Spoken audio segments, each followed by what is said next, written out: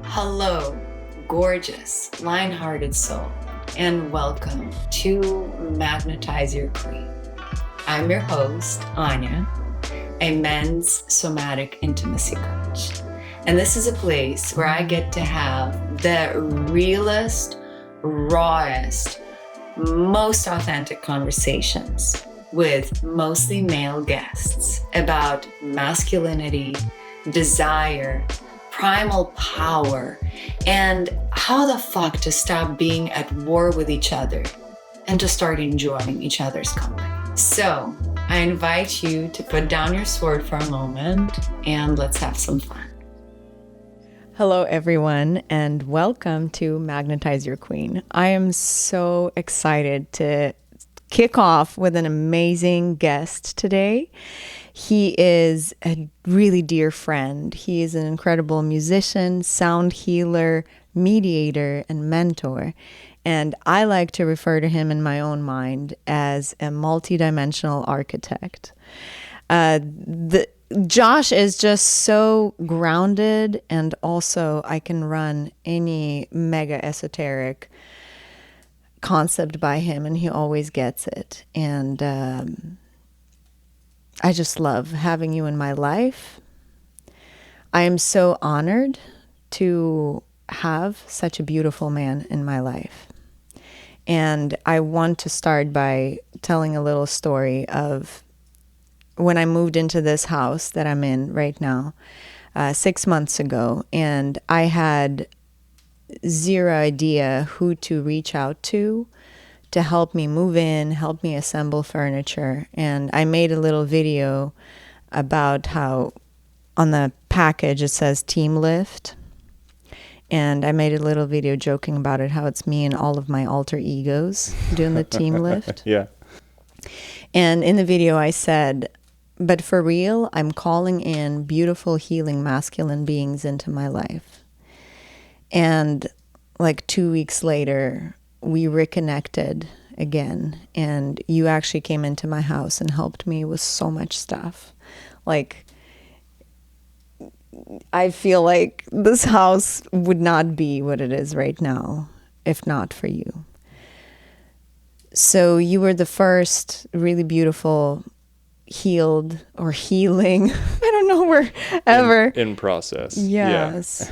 Yeah. So you were the first really beautiful masculine being who showed up for me in my life after I put out that call into the universe. So I am so happy to have you here on my couch, helping me with this podcast in so many capacities, and we'll get into that a little bit later too. But for now, I just wanted to say I'm so grateful and so honored to have you here, and just welcome.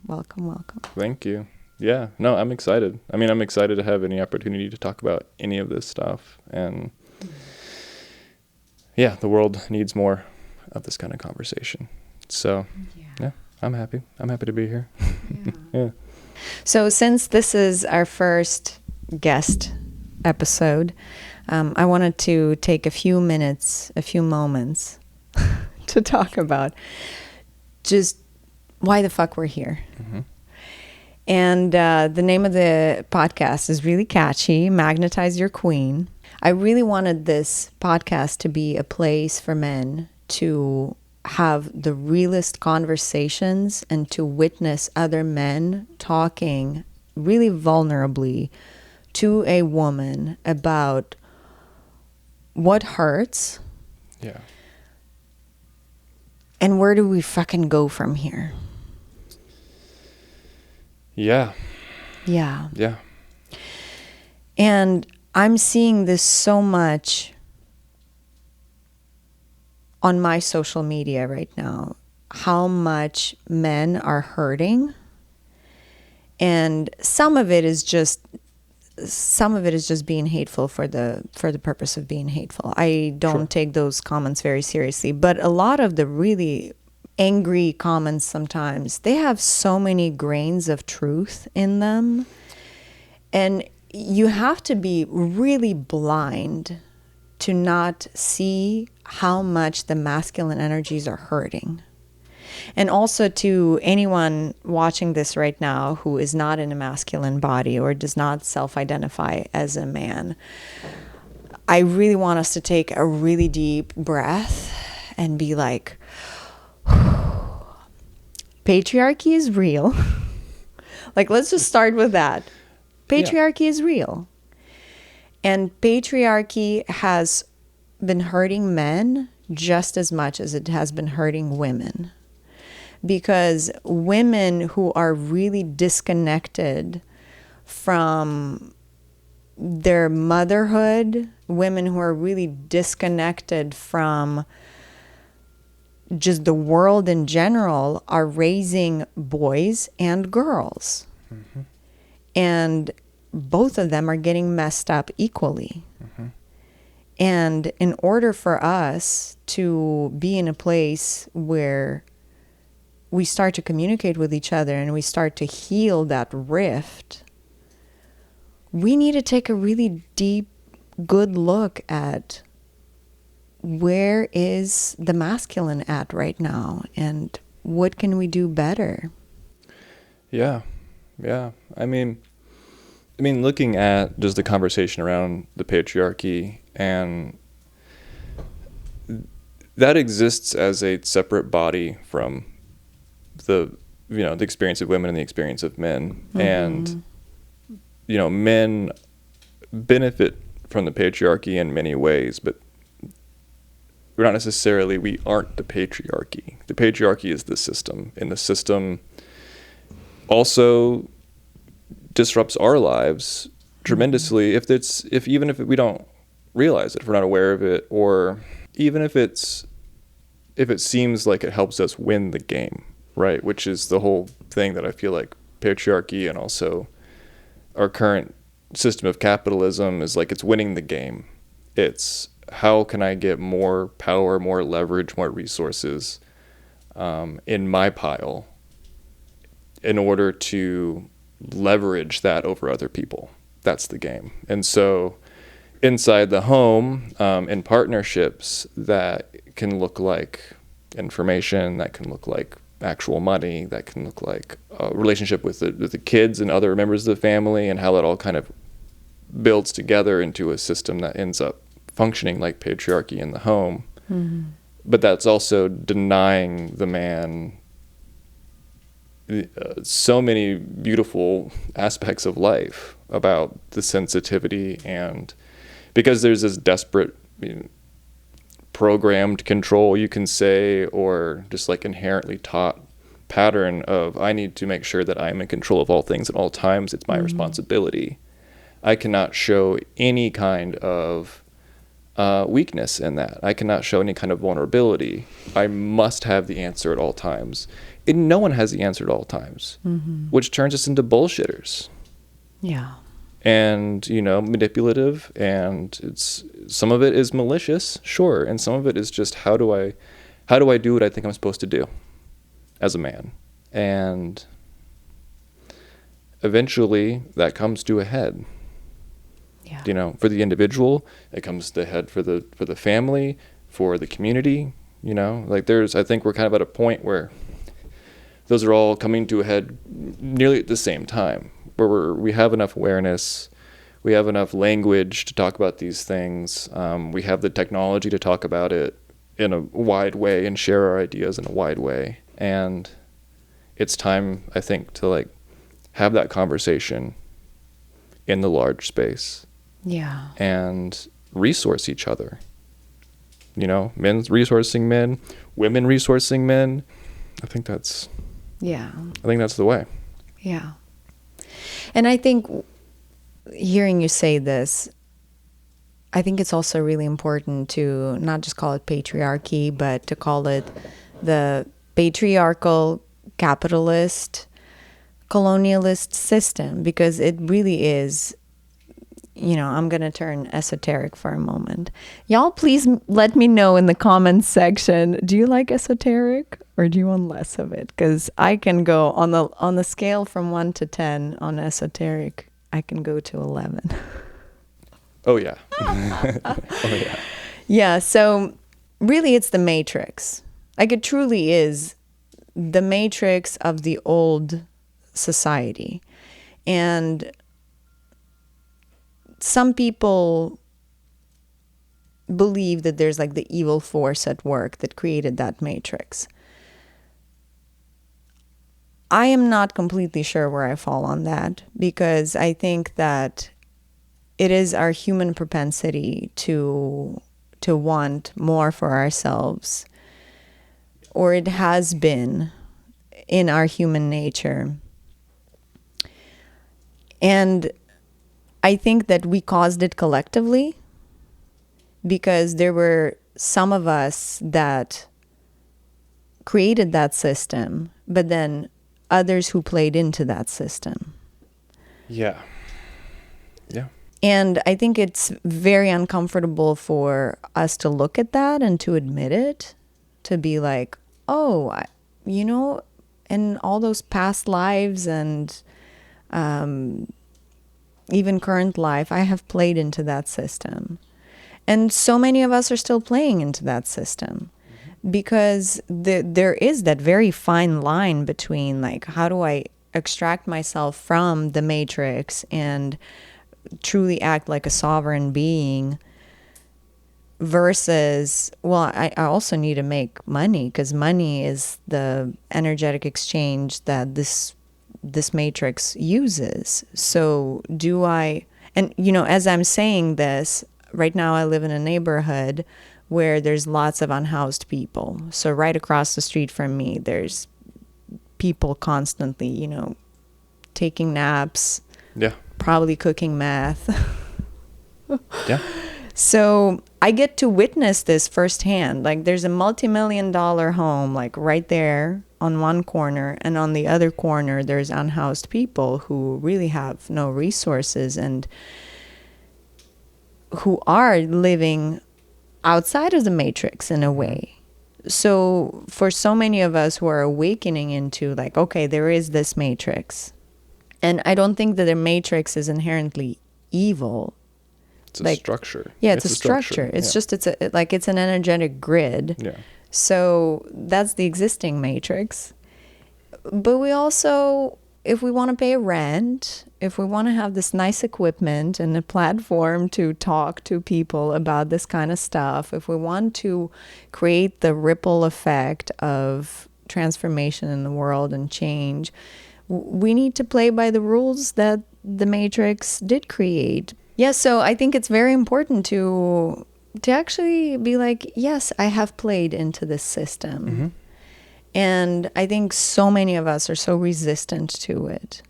And when we pose that conversation as me versus them, mm-hmm. then it's constant finger pointing. Yeah. And there's no resolution there. Sorry, there's a small fire. Small fire outside the fireplace now. Hello, gorgeous. Quick thing. I have an incredibly delicious free practice I would love to share with you. It helps you connect to your really deep, primal masculine power, and also to the deepest level of self-love you could ever imagine. It is totally free. Link is below, or you can go to anyazelinska.com/primal power. That is ANYAZELINSKA/primal-power.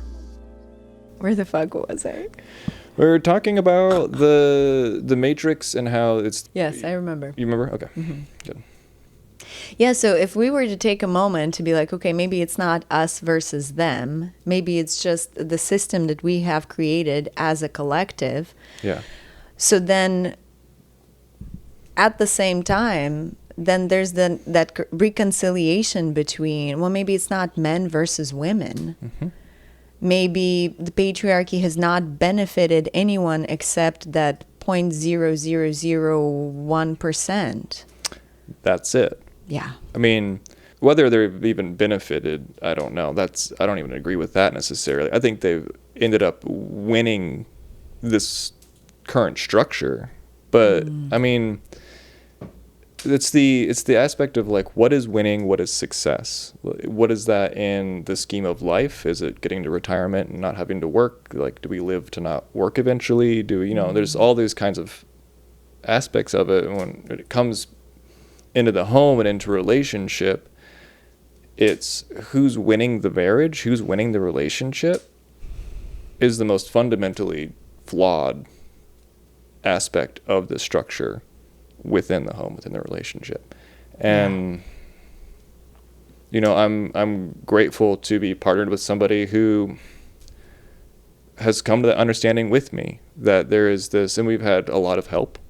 We've had a lot of mentorship, a lot of spiritual guidance, a lot of help with untangling all these different kinds of nuances. And what we arrived at was that, you know, the relationship is its own body. It's the third body, and we both tend it.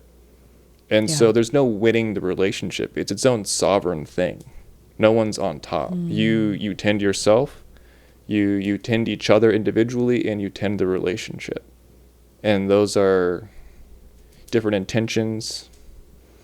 They involve different methods, different practices. It removes that A-B paradigm. There's no, like, ultimately the relationship wins. I guess, if you want to look at it that way. And then you get to rejoice in that together and enjoy all the benefits of that. But that's not even really the point. That's just what happens when you do the things that you need to be doing, or you know, that you can be doing to be good to each other. And then you apply that to the community. Like, you apply that same kindness, that same patience, the benefit of the doubt, where you do not immediately assume that what is happening is malicious. Those are all things that are programmed through capitalism. What are they getting out of me by their actions? What are they extracting from me by the choices they're making and how they're communicating or not communicating? What are they hiding from me in order to get something over me? And always looking for, where do I need to be protecting myself? And if you are in that pattern in a relationship and it's legitimate, it might not be a good relationship. But if you're able to look at these things honestly and see how much of this is just, you know, some human nature. There's like, where's the tiger? That's fine. Like, that's something that's just inherent in our bodies, you know, in our brains. And it serves a purpose. But if that's kind of your initial starting point, everything from there is going to be tilted to that perspective and reinforcing that, how do I win this scenario mindset. Wow, you bring up so many very important points. I'm like, this could go so many directions. And I really do want us to talk about that human desire to transcend our human animal experience, but we'll get to that a little later. We're going to table it for now. For now, I really want to ask you about, or I just really want to reflect to you, and then there will be a question that emerges from that. What you said about the relationship being a third entity. And I think that so many of us have been conditioned to see relationships, and there's nothing wrong with it. There's absolutely nothing wrong with it. That's just where we were as a human collective again. That was just something inherent in our nature at the time when we were raised. And for many of us, it's still the reality just from the information that we absorb from our environments.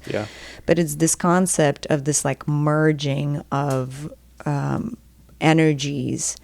And in a tantric sense, there absolutely is that unity of merging of energies. And we'll get to that later too. I want to get to that. But there's this story that I heard when I was a teenager, that humans are angels with one wing, and only when we meet each other we can fly. Sure. And when I was in my 20s, anytime I would say that to someone, I would just be like, oh, I can't finish this without crying, because I thought it was so touching. I thought it was like so fucking beautiful. And as I was going through my separation from a codependent marriage that lasted for, I think, 16 years. By the way, it's hilarious. As I was peeing right before we started, I was like, oh, today is my wedding anniversary. Oh, is it? Yeah, today is my wedding anniversary. Isn't that funny? That's funny. So we've been separated for 4 years, and we've been officially divorced for a year and a half. But we got married in 2010. So we were in the same house for, like, we were living together for 16 years. Yeah. The math is, numbers are doing Sure. loop-de-loops today. Yeah, so as I was going through the process of separating from a codependent relationship, and I remembered that story of the two angels, and I was like, what the fuck? Like, what in the real fucking fuck? Yeah. How have we been conditioned to see ourselves as these crippled creatures who can only fly when we have someone to lean onto in our codependency? Yes. And I was so pissed off. Like, I was so pissed off at whoever came up with that story. Right. I was so pissed off at myself that I thought that story was so beautiful. Like, it choked me up every time I told it. Like, for a decade, I believed that it was, well, more than that. I believed that it was like the most beautiful thing in the world. And only when we join our forces, we can fly. And there's beauty to it, because the universe is a co-created experience. Yeah. We do not exist in isolation. And it is so important for us to have those co-creative partners in our lives, because that's where the full aliveness, the full vibrancy, the full spectrum of life comes in. And also, we are whole sovereign beings on our own. So I think what you said about the relationship being this third entity, it is something that is still not in the minds of the majority of the people of the planet. We still see relationships as these like codependent ownership of the energy of another person. We like enmesh ourselves in the other person so much that then we can't see ourselves as a separate being, and then therefore we are so clingy to the other person, because how dare they could ever make decisions that don't consider us? How dare they want something that is not good for us?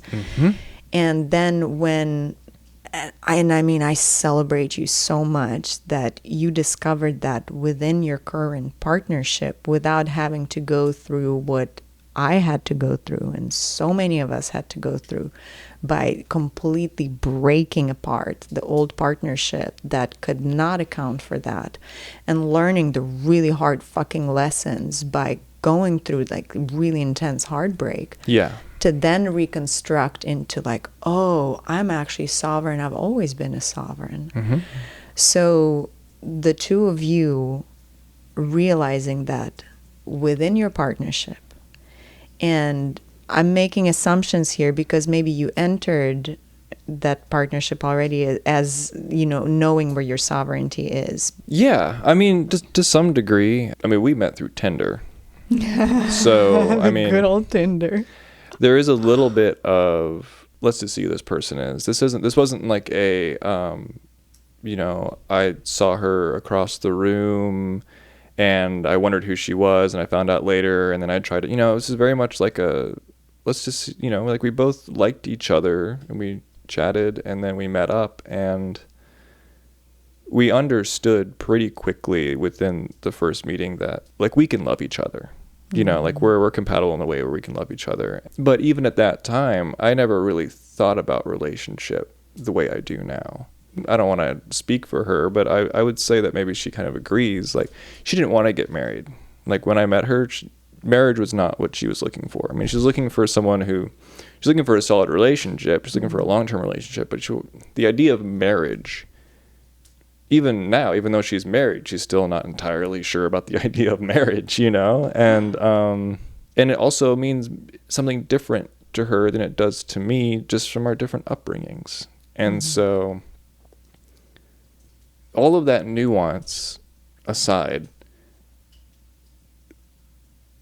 I think what really helped us understand our current relationship was mentorship, right? Was working with Meg.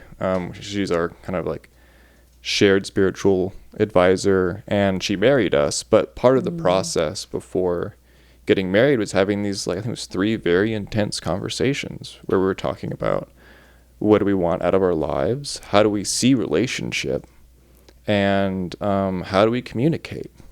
That was where the kind of the concept of the relationship being a third body or a third entity really took form and clicked for both of us. We're like, oh, that relieves so much pressure for my partner, because she doesn't necessarily want to be married in the sense of like, we are becoming one and you lose all your sovereignty and you only live for the relationship.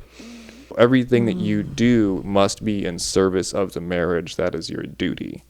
And that's not how I see marriage, even inherently. But there is still an aspect of that. And my thoughts about marriage before, we went through this process where I felt a tremendous amount of pressure of like being a husband and providing the structure that a husband needs to provide in a relationship. And does she, I guess I knew she didn't, but like, will I need to implement systems of control as the husband in this relationship in order to fulfill the role? Which comes back to patriarchy being a negative thing for men as well, where it's like, oh, I have to maybe act against my nature in order to install these like preconceived notions of duty and purpose and expectation. I do also want to say, if you find fulfillment in an intertwined relationship and the idea of two becoming one speaks to you, and that's how you like to interpret and move through your life, and you find someone who does that with you in kindness, it's a beautiful thing. There's no like one right way to have a relationship. There's no one right way to structure your life. But I think that it's maybe the intertwined codependent style of a relationship allows for the current systems of patriarchy and of capitalism to wrench more power away from you. It feeds into the system that has already been causing so much pain. Maybe, right? I mean, it's hard to say, because when you're in a relationship like that, it feels right because it's locked in. It feels like it provides a sense of security, whether that's real or not. Because how could they ever like unwind themselves from me? The tighter we tie the knots, the less likely they are to leave. Even when what they 100% need to do is leave. And then that's when the pain begins, and that's when, that kind of stuff, suddenly you find out you have no sovereignty in the situation. And you have to do something drastic, like cut the knots with a sword and like move away, and like separate yourselves physically and emotionally and like rediscover all that stuff and rebuild yourself, your sovereign self. And like that's a tragic thing that happens. But I don't know. I think it's just part of the process of life. I don't know if we're ever going to ascend past that. Totally. I think it's something that people need to go through sometimes. And also like how we communicate in our relationship is so off-putting to other people sometimes. They're like, you meet up every week and you have a check-in every week to see how y'all are doing. Like, you all communicate all the time. Like, you just don't, like, you have to talk and talk and talk and talk all the time about everything. And it's like, well, sometimes, like, especially now when things are crazy. Because that's what tends the third body is communication. And informing the other person, like, this is where I am as an individual. And that's, and, you get to be told where they are as an individual. And then you get to see where that fits into the relationship. Because sometimes more distance is needed. But if you name it, it's okay. Versus someone drifting. And then you wondering. Like, that's the whole glue of it is communication. For sure. Yeah.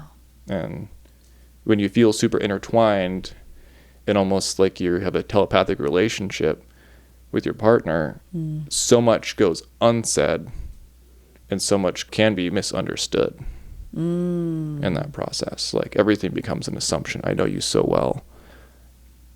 I don't need you to tell me how you're doing. I can just see it on you. I'm like, you might need to be told how they're doing. Like, they might need to develop their own language to tell you how they're feeling in their own body, in their own experience, versus like, I know how you're feeling. You don't have to tell me about it. I'm like, no. Because that's a form of control. I know how you're feeling. You don't have to tell me how you're feeling. I know. Oh, that is so interesting. And fuck that. Completely. And there's so many good juicy bits that you said. I'm like, we could make 10 podcast episodes. I want to hear from y'all what you want to know more about from this conversation, because there are really so many juicy bits emerging here. I would love to have Josh back again and again and again to talk more about this, because seriously, you and Sara are, to me, an example of a family that says fuck to the dogmatic family structure, and this is how we work on a beautiful partnership. And I know for sure that it is not perfect, because no family is perfect. No. And there's this idea that, again, we've been programmed to think that everything is either perfect or it's fucked. Like, there's nothing in between. You can't be in process. Yeah. Like, being in process is something to be hidden. You do it privately, and then you come fully emerged and presentable for society. Sara and I have been binging Bridgerton. It's been and this whole idea of like, well, you have to present yourself in a certain way, and you have to, it's like the systems are so structured that even how you communicate and how you dance with somebody and how you look at somebody and all these things are all being measured by society, right? It's like everything's a magnifying glass.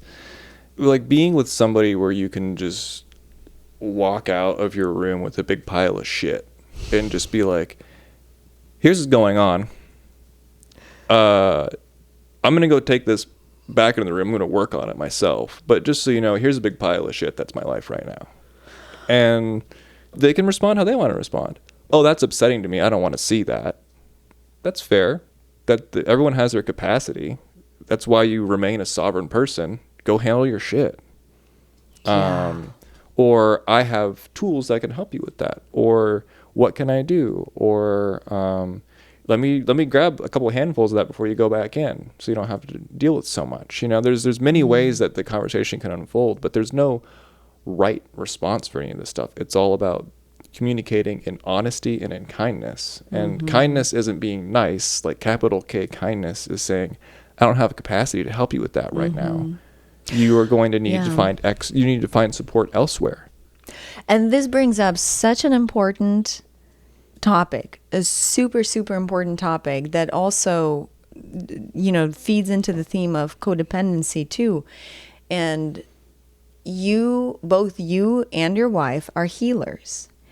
And that's like a double whammy, because as healers, we want to heal others. And this is what I've come to learn, and I want to hear your perspective about that too. And here's another element. You and I have talked about the book When Things Fall Apart by Pema Chadron. I don't know if I'm saying her name correctly. You're pretty close, yeah. And pretty much the whole book is about sitting with discomfort. Yeah. It is nobody's responsibility to make you feel more comfortable. there is this misconception that when we fix our shit, all of a sudden everything is going to be great.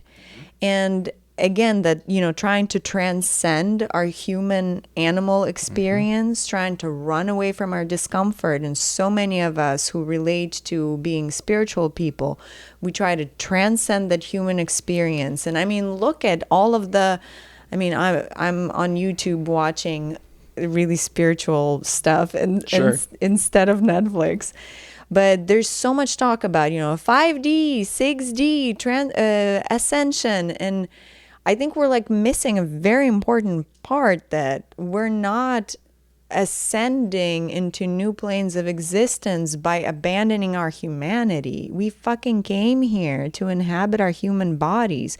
So can we add new planes of existence while also inhabiting our humanity? And that's sitting with the discomfort. It is inevitable. And that is something that we can't run away from, and nobody can do it for you except you. So when you said that you're like walking out of the room with a pile of shit, that is so beautiful. It's like, this is my shit and I'm going to sit with it. And your partner being a healer, being like, yeah, that's your shit, as opposed to being like, well, let me fix you. Because again, through that codependent conditioning of how we've been taught to see relationships, where we're like enmeshed in each other, and also those of us who relate to being healers, we think that it's our job to make another person's experience better. And in a relationship, what I've come to understand, and this is what I really want to hear your perspective about, is that it is not my fucking job to heal you. It is, I'm your partner, I'm not your healer. If you need to go get help from another healer, go get help from another healer.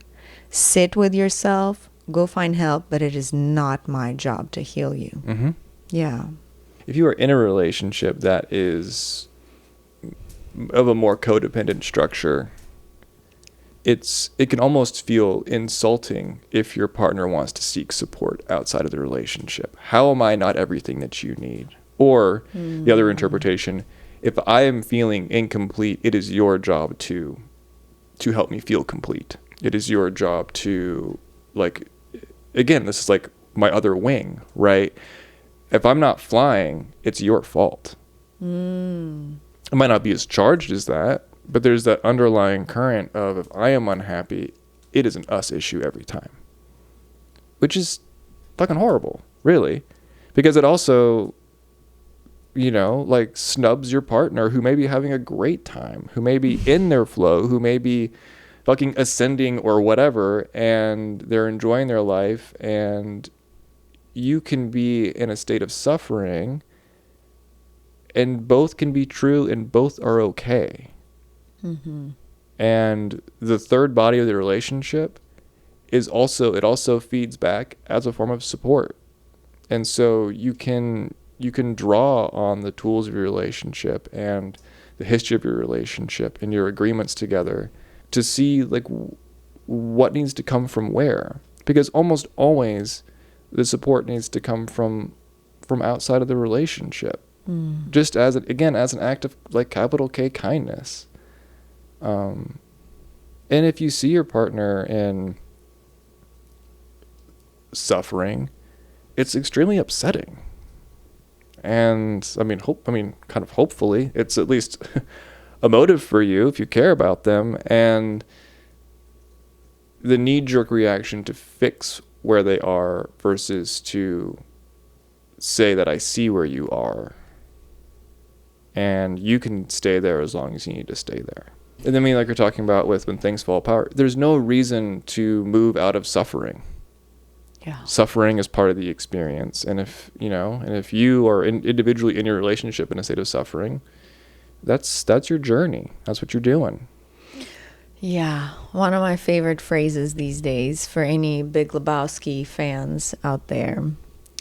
My ex-husband and I, we watched The Big Lebowski together like 24 times, and it was our love language. We just spoke in quotes from The Big Lebowski. but my favorite quote these days is, "Nothing is fucked here, dude."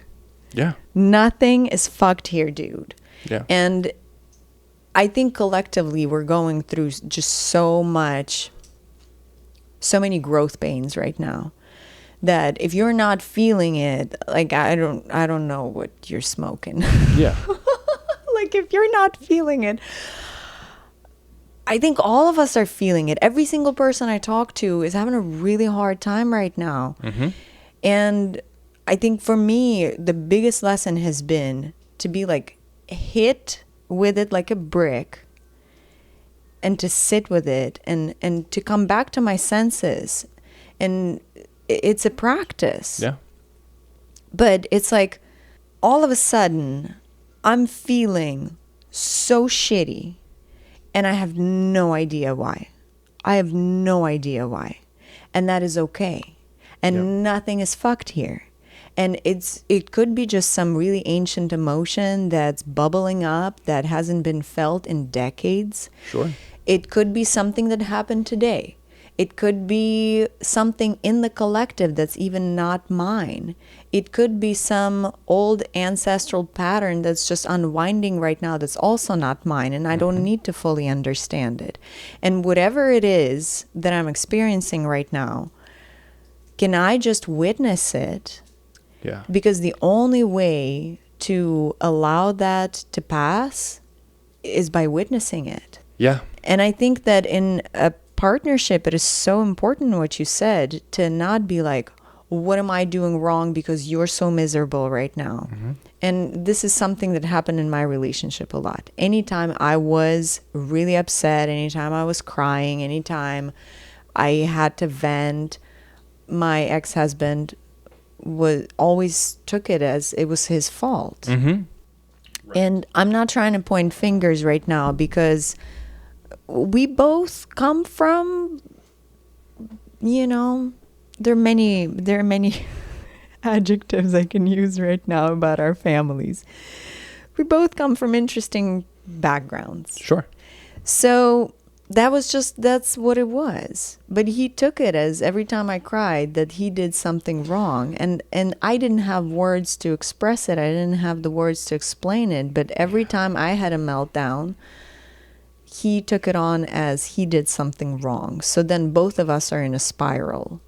And I think it's so important to separate that and be like, you're having a really shitty time right now. Mm-hmm. And I can be here with you right now and witness you in that, and just do this simple check-in of like, would you like me here? Do you need space? What would support you right now? And if you're in a state where you're not able to speak, am I regulated enough to stay with you for a few minutes? Yes. Or do I need to extract myself from the situation? Yep. And, I have a 5-year-old, and this is what I have to do with her. And sometimes I feel like a shitty parent, because I'm like, baby, I'm a person. Yeah. I'm a real person with real human emotions. And I'm witnessing in how much pain you are, and I'm going to leave this room. Yeah. Because I'm this close to saying stuff and doing stuff that I'm not going to be proud of. Sure. So I'm going to extract myself. Yeah. And sometimes in a partnership, it's really important to recognize that. Like, you are having your meltdown, and it has nothing to do with me, most likely. And I'm about to melt down because your emotions are unsettling something in me. And I love you, and I'm going to go to another room. Yeah. And again, it's like the roles and responsibilities of, it's your responsibility to be physically present through all things. It is your responsibility to be, to offer solutions, to be a balm. And I think most people find satisfaction in that role. Like it is gratifying to be in a caretaking role, but life is too fucking messy to always be in a caretaking role. And like bypassing your own experience so intensely in order to become a caretaker in a situation is pretty damaging in my opinion. Again, from a male perspective, we do that all the time. We bypass our own experience all the time for a multitude of reasons. But in this, we were talking about now about being a caretaker, like, oh, I can't be upset about this right now because you're upset about it. And I need to become a container for your emotions in order to hold it for you. And again, I keep saying it, but it's like, that also becomes a form of control. That is a tool of patriarchy. Oh, I need to be a container to hold and contain you so that you don't spill out everywhere and embarrass yourself or whatever the hell, like whatever the fear is in that situation, versus, oh, you're spilling all over the place. Either I need to go because that I can't handle that, or I recognize you don't need to be contained. So instead, I'll just kind of be over here and watch you do it.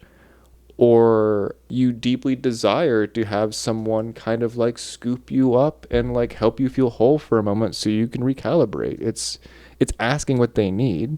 And if they say, I don't know what I need, fucking try stuff, The one thing I always do, it seems silly and it seems basic, but it's like if Sarah's crying and she's upset about something, I walk away and I get her a box of tissues every time. And it does two things for me, I realize. One, it gives me space from the immediate experience, because sometimes it's very intense for me. I don't know if it's not an empathy thing. It's almost like her emotions like meow into my brain, and then I'm feeling what she's feeling to some degree, but then I guess empathically or whatever. But it gives me a breath too to check in where I am in this situation. I am literally turning my back on her to go get something to help her as it's a gesture of I'm here with you. Like here's like, it's almost like a little totem of like, here, I'm with you. But it also gives me a second to check in with myself and see where I am. And so often she'll just be sitting, at the kitchen table, and I'll also be sitting at the kitchen table. And we won't talk about it. She'll cry, and she'll begin to process some things out loud, but it's just about the presence. I'm not trying to stop her from feeling how she's feeling. I'm not trying to identify what the problem is. I'm not giving her advice, hopefully, sometimes. It's just being there. And if the being there is too intense, you have to have the courage to be like, I need to step away for a second. Like, I'm here with you. I'm just going to be here with you in a different room, and then I'm going to come back and check on you in a little bit. And they're going to feel how they feel about it, but it's like, by you taking your sovereign actions, it is giving permission for them to have their sovereign actions as well. It's what keeps the codependent meshing. It slows that process down. It helps you kind of separate a little bit more. Yeah. It's uncomfortable. But the situation's uncomfortable. Someone is existentially upset. There's no way that situation isn't uncomfortable. And that's okay. That's part of it. Yeah. And this does bring up a very important point about boundaries, and also energetic boundaries. So when I was recovering from a codependent relationship, and my relationship with my ex-husband, which again, we were in the same house for 16 years, that was not the beginning of it. Like, it wasn't like he was this terrible person that got me all bound in a codependent relationship. Like, it all came from my childhood. So it was 2 decades of my upbringing, and then 16 years on top of that of a codependent relationship. So it was 36 years of codependency. And you can't undo it in one day. But I think that what so many of us do when we first become aware of what codependency even is, and we try to even learn what it even means. And so many of us still don't even fucking know what boundaries are. But I think that so many of us push the exact opposite way. It's like we swing the pendulum, and now we're so boundaried that we are not letting anything in. And I do want to validate it, is that is the most natural step. Yeah. Because if somebody comes out of the codependent relationship and they're not swinging the pendulum the other way, then they're just smack down in another codependent relationship. Yeah. So I think that it is so normal for people to end up in a situation where they're so on guard all the time. There's nothing penetrating. Yep.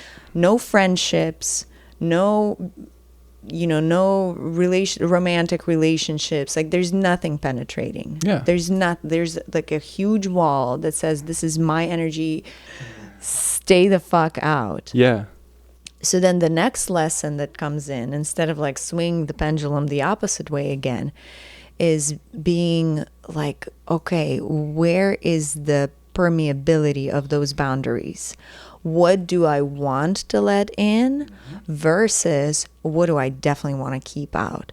And that is not a constant. That shifts all the fucking time, because one day we thought that, oh, we didn't want this, but the next day we're like, oh, you know what? I can actually handle this right now. My nervous system is not the same as it was yesterday. So I think what you're speaking so beautifully to is that having that permeability of boundaries in a relationship, where you're like, these are the things I'm letting in, and these are the things I'm not letting in. And I am feeling your pain right now, and is not healthy for me. I am an empathetic person, and right now in this moment, it's your pain. It is unhealthy for me to feel that pain, because I don't even know where that's coming from. And why would it even be my responsibility to feel that? So for me, it's been a very, very important distinction to learn the difference between compassion and empathy. Yes. Yeah. And they're radically different. They are. Yeah. And I heard them described so many times before it ever started to sink in. And, compassion is an act of being like, I don't have to let your pain in. I can open my heart right now in this moment to give you this love in a moment when you are feeling all of what you're feeling. And I have at the same time that boundary of, I'm not going to let whatever you're feeling affect me. So I feel like that's compassion. It's like, it is not on me. Yeah. In this moment, I choose to have that boundary, and I'm still going to shower you with love while you're feeling this. Yep. Versus empathy is like... Yes, it is. Empathy is a tempest. It's just, it's an almost out of control process. Yeah. And I think there's a way to hone it too, because sometimes empathy is so important when we really want to know what it's like to be in the shoes of another person. When we are communicating with a friend, let's say, and our friend is trying to explain the situation they're in, and it's really important for them to have a person who can just for a second drop into their shoes and be like, oh shit, I feel that. Like, and I have so much compassion. And then after that second to be like, and I'm back in my own boundaries, and I'm back in my own sovereignty. So I think there's definitely a place for compassion or for empathy. Yeah. Okay, so this is a super beautiful topic that I want to feed into. You said something about how the masculine and the concept of the masculine holding a container for the feminine. And I want to hear more about that, because that is the concept that I've heard repeated, that like the masculine is a container for the feminine. And I don't think that's the full truth. So I want to hear more from you about that, and also just in general. You mentioned in our notes that we're exchanging that you want to talk about the full spectrum of masculinity. So I really want us to talk about that. What is the full spectrum of masculinity? Where does it start? Where does it end? What the fuck does it even mean? I don't know. So start anywhere. I think it is uncharted territory for everybody. And this is, again, like, masculinity is not about being in a male body. Masculinity is something that we all experience. Femininity is something we all experience. There is a charge to it for men, obviously. Again, back to the obligation aspect of it. This is how I act if I'm a man. This is the things I participate in if I'm a man. That's kind of like the basic mechanical aspect of masculinity. Is what is the role that I play as a man in society. That's fine. That can look 1,000 different ways, and that's entirely up to your own value systems and many things that are individualistic. But then when it comes to the more spiritual or energetic nature of masculinity, for me, it comes down to some basic tenets of strength. And not strength as in I'm big and strong and I lift heavy things. Strength is in like endurance, as in willing to put yourself in situations of discomfort in order to be of service to your relationship or to the collective, to your community, whatever it is it may be. Like warfighting being a predominantly male profession, there's the glory of suffering. And there's a piece of that that's also in everyday life where it's, I can take it upon myself in a, hopefully not in a way that makes you a martyr, but I can take this responsibility upon myself in order to endure the discomfort of learning about myself, endure the discomfort of learning about my partner, about being in the areas that are messy, that are embarrassing. I'm like, being okay with being embarrassed and continuing to explore that is some high level masculinity, in my opinion. That is like, that's where the juice is. And not running and hiding behind false masculinity like bravado, or saying, you know, oh, I don't need to deal with that because I will just force my way through the situation, or I will bypass it completely because that's the smart thing to do. I'm going to be clever about this. You know, and you're like, there's no bypassing personal growth. There's no bypassing unearthing your own personal responsibility for your actions, for your behaviors, and sitting in your own shit and being like, yeah, I'm sitting in my own shit right now. Like, okay. And when someone says, hey, you're sitting in your own shit, and you being like, yeah, and not trying to pretend otherwise or pretending that you don't have any shit at all. You know, it's like, no, this is the entry point to, I think, a higher expression of masculinity, or divine masculinity, you know, whatever your language you want to use. But the living masculinity of, I get to provide support for the things that I love. And that looks so many more ways than just I'm a financial provider, or I am a physical protector, or all the things that are like the worldly, you know, representations of masculinity. And the worldly representations of masculinity are entirely society-based at this point. Like, we don't live in the jungle. Like, we don't need the big strong man to fight the tiger. Like, we need the big strong man to help our partners unwind generational trauma. We need the big strong man to sit with, you know, our children and model this behavior. We need, you know, like, that's the big strong thing to do. And again, if your value system incorporates like a provider relationship, and that everyone in the relationship is like, yeah, the man should be the one providing all of the money or whatever, that's y'all's choice, and that's totally fine. There's nothing wrong with that dynamic. But it doesn't mean that they then are not also responsible for the divine masculinity aspect as well. It doesn't absolve them from the deeper work. Yeah. And from what I'm hearing, it really is because of generations after generations after generations where men got modeled to them by their fathers and their fathers and their fathers that man has two jobs, protect and provide, and that's it. Yep. The rest is none of my business. But then also this brings up a very controversial topic, and I love controversial topics, about what does it mean to be a provider and protector in the current landscape that we live in, because so many people get triggered by it. And it's interesting because people will get triggered about it on both sides of the camp. Both men and women and everyone in between will get triggered about it too.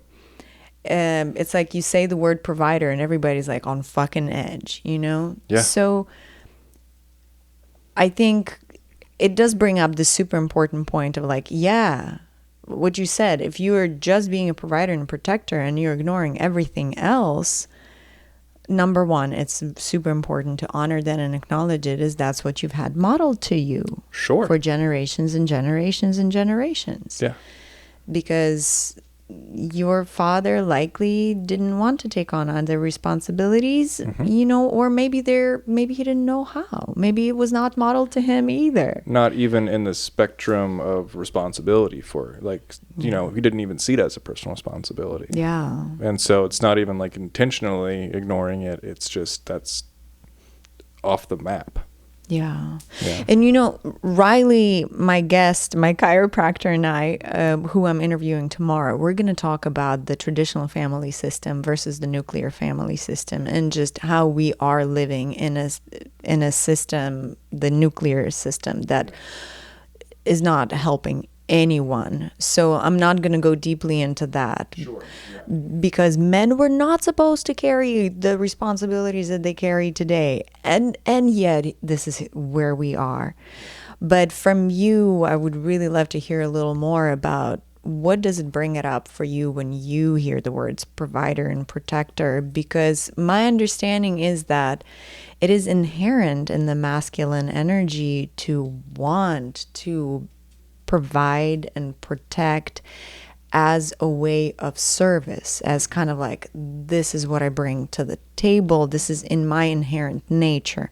Not that it's inherent in everybody's nature, but it's like the flavor of the masculine energy to want to, like, I'll provide and I'll protect as an act of what I can offer. So I would love to hear from you about that. My upbringing and my modeling around masculinity is messy, you know. Not a ton of modeling from my biological dad. And then my mom's second husband was incredibly sweet and incredibly kind and incredibly irresponsible. And so he modeled what it can look to be an emotionally involved man, but it was like reckless and sometimes manipulative and sometimes negative, or oftentimes negative. I don't believe intentionally by him. I think, you know, he has his whole modeling shit he's dealing with his family, you know, and bringing it over to our family, and that's life, and it's fine. And I'm really grateful for his perspective growing up. I also have the perspective of being a small guy. Like I'm, you know, whatever, 5'9" and 140 pounds. I don't have a physical protector role in my life ever. That's not been something I leveraged ever. Versus I feel like more guys are like, well, yeah, like if I can physically control a situation, I will. I've never been able to physically control a situation.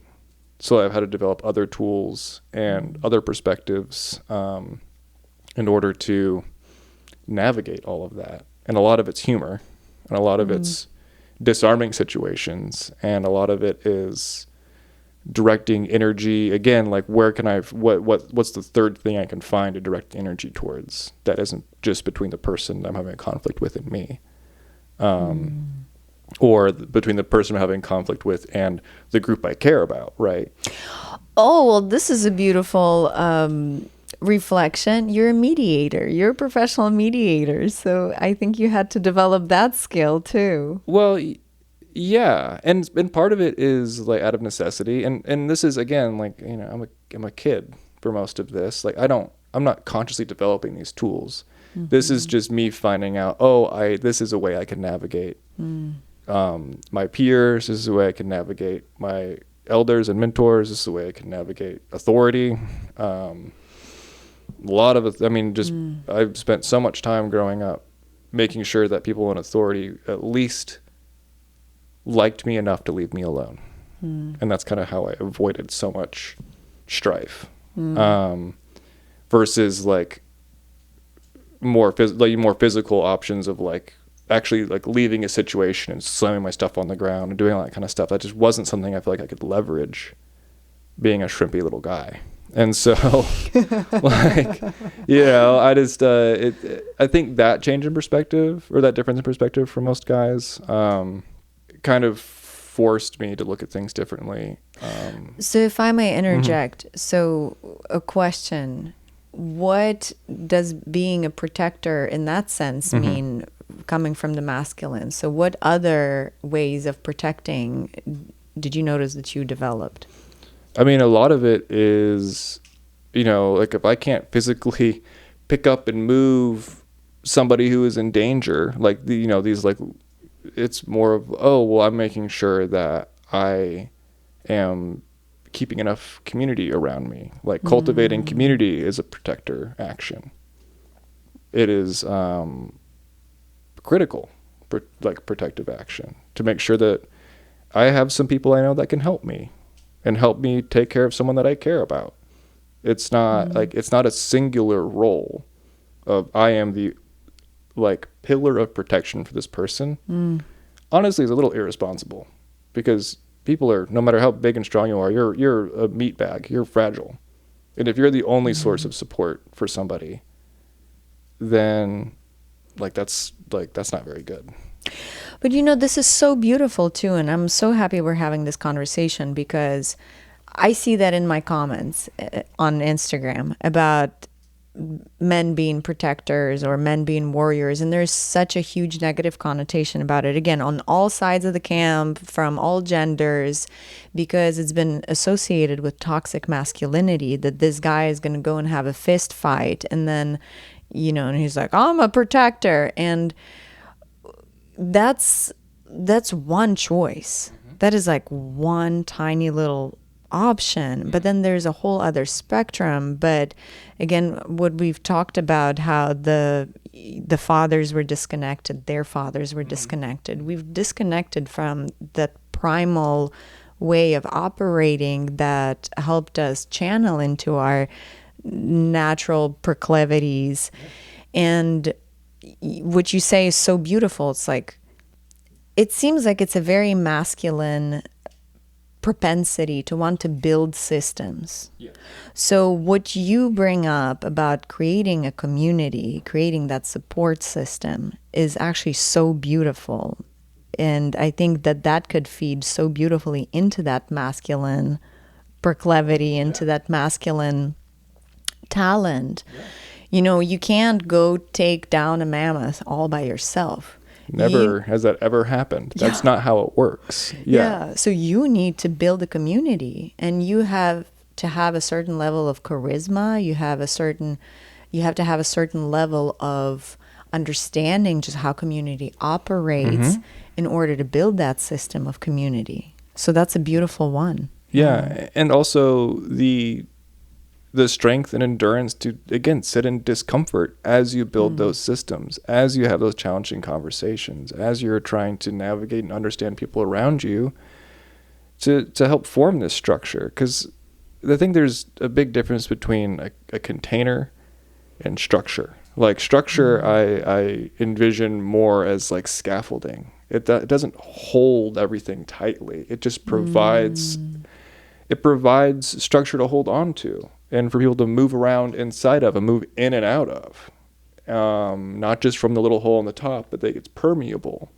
and it's there when people need it, but they're not beholden to it when they don't need it. And so if you are yourself the structure in your relationship, you need to understand that you are not going to be needed all of the time. And that when you are not needed, that is a sign of success. That means that the other person is stabilized in a way where they can go and live their lives, have their own experiences that are not tied to you. It's an ego thing. I am the protector. I am the only one that provides the structure for you. That makes me important and makes me indispensable. You have to stay with me because I provided this container for you to live in, like a snail. Versus, here's a structure where you get to live your life and you can hold on to it, or you can step away from it, or you can hide inside of it. You can use it how you want to use it, but you're building something for your partner to use. Yeah. Or for your community to use.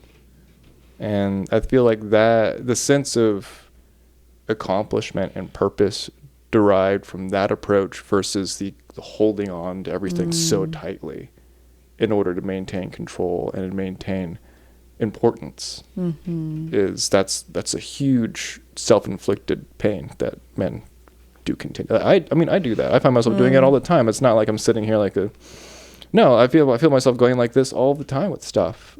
Yeah. Especially when things are as uncertain as they are right now. And there's so much fear swirling and there's so much confusion. Yeah, we want to be building bunkers, for ourselves, not permeable structures or whatever, right? No, we want to bunker up and you're the person with me in this bunker, great.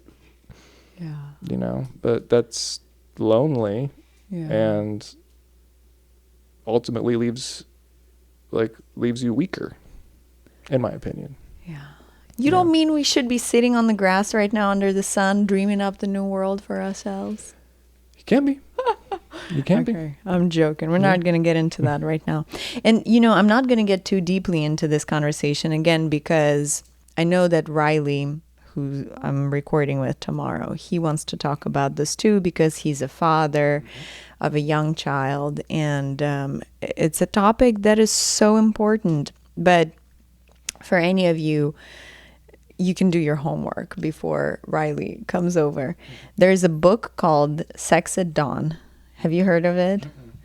It's an incredible book. It was a really life-changing book for me. So I highly recommend anyone to read that book. It is a book basically about anthropology. And if there's one main takeaway from the whole book, it's that our family system was not meant to be this way. Nuclear family system where there's a mother, a father, and a child, it was never meant to be that way.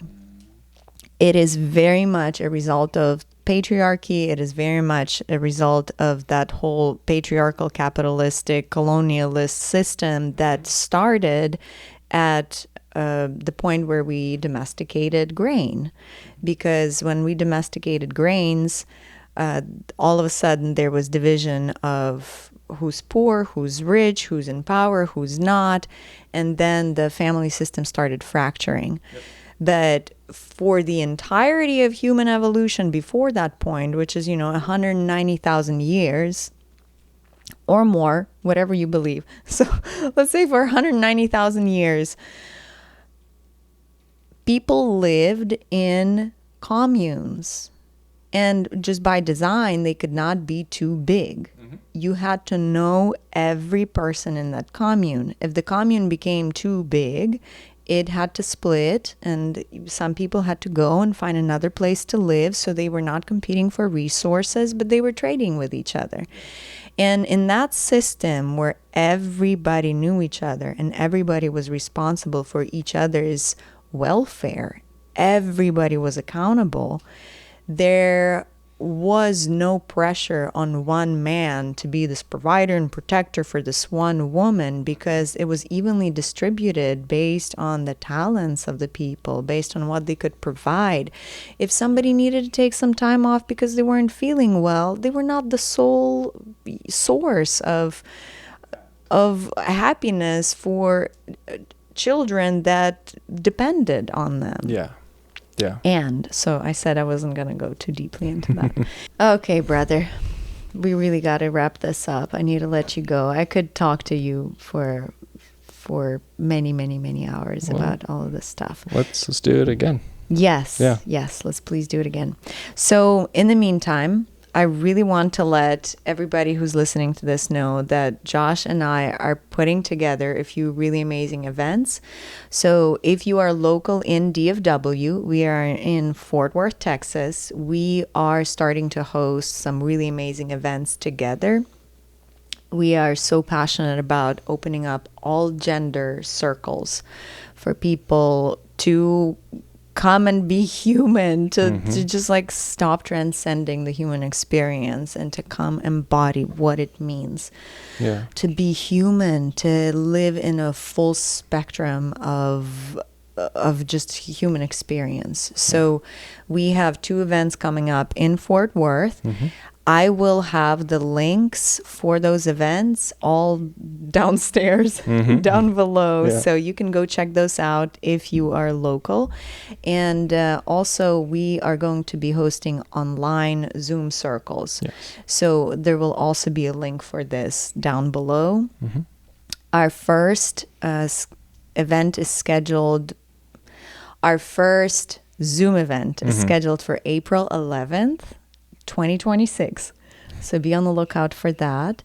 And also, I really want to hear from you about how can people work with you? How can people find you? What it is that you offer? Tell us all about that. So in the coming months, I'm going to have some more one-on-one offerings around coaching and relationship work. But for now, I'm offering online and in-person sound healings. These can be one-off sound healings where you just kind of come in, we have a little check-in, we see what you want to work with, and then I'll give you a 60-minute sound bath, sound healing, and we can kind of work together to process anything that comes up. And then I also have 3-session packages, both like a past, present, future visioning, reconciliation process, and then I also have a cultivating peace process where we kind of go in and we begin identifying what it feels like to be at peace and where you can bring that forward in your life more and more, and using sound as the tool to tap into these places. So that's all going to be in the links below as well. That's amazing. And you offer those both online and in person? Yes, both online and in person, yeah. Amazing. Yeah. I'm so excited about this. Thanks. So cool. I feel like there's stuff that I'm forgetting right now, but I think just put it in the comments below if you feel like we're missing something, because we've been talking for almost 2 hours now. Yeah. I'm so grateful to have y'all here tuning into this episode. And I'm so grateful to you, Josh, for this would not, like, I don't have enough words to describe this. Just the level of my gratitude. This podcast would not be happening without you. Like, truly, honestly, this podcast would not be happening without you. So I am so grateful from the depth of my heart, from the most primordial depth of my heart. I'm so grateful to you for being in my life as a beautiful masculine being, for being my friend, and also for being a co-creator in so many different projects right now. Yeah. Well, I mean, these are all things I want to see in the world too. So, thank you. Amazing. Thank you, Josh. You made it. Thank you so much for being here. Please hit subscribe, and I would love it if you leave a comment so that other people can find this work and these beautiful, real conversations. I would also really love to hear from you what you would love to know more about in the upcoming episodes. With so much love and gratitude, I will see you next time. Dear lion-hearted light warrior.